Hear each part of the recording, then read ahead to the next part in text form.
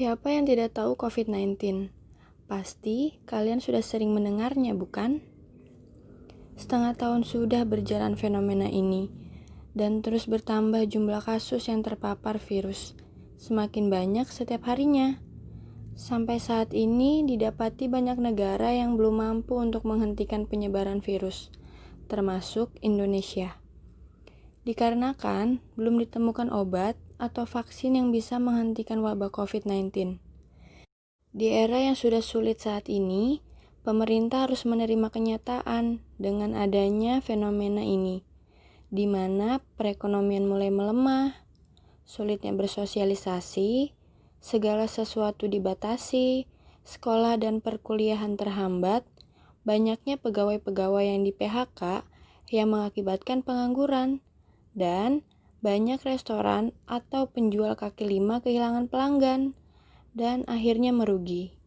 Pemerintah DKI Jakarta akhirnya menerapkan new normal. Apa sih new normal itu? New normal adalah gaya hidup baru dengan mengedepankan pola hidup sehat yang meliputi kebiasaan baru, di mana setiap individu harus beradaptasi untuk membudayakan perilaku hidup bersih dan sehat.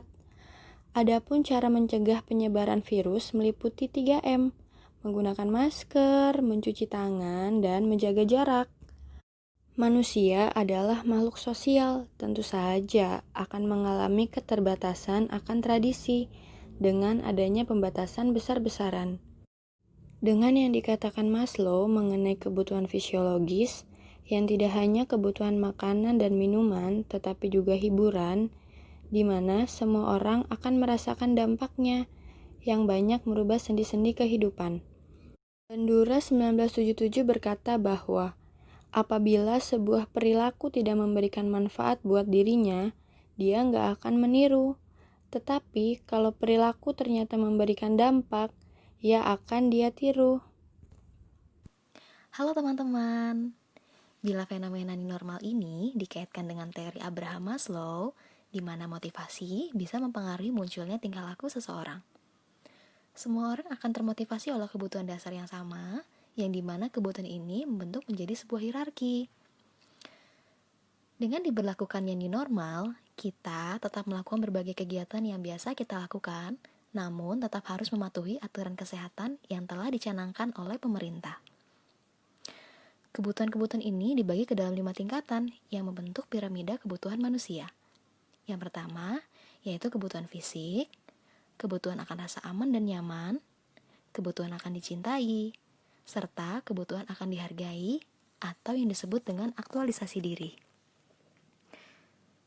Dalam situasi pandemi ini, banyak fenomena terjadi di masyarakat yang jelas tampak fokusnya terhadap kebutuhan dasar yang utama, seperti kebutuhan fisiologis, kebutuhan untuk mempertahankan hidup, perlindungan dari daya yang mengancam, seperti penyakit, rasa cemas, rasa takut, serta kebutuhan rasa aman secara psikis. Memasuki era new normal bisa dilihat dari perubahan perilaku masyarakat akibat dampak pandemi adalah bagaimana orang mulai memaknai pekerjaan mereka sebagai sumber dari mata pencarian. Di dalam piramida Maslow, kebutuhan ini termasuk ke dalam esteem yang termasuk dalam urutan keempat. Dan kebutuhan akan dihargai yang ada pada urutan kelima dalam piramida Maslow. Namun, ketika masa pandemik, pekerjaan bukan lagi menjadi kebutuhan yang tertinggi dalam piramida Maslow, tetapi berubah menjadi kebutuhan fisiologis atau menjadi kebutuhan yang utama untuk bertahan hidup.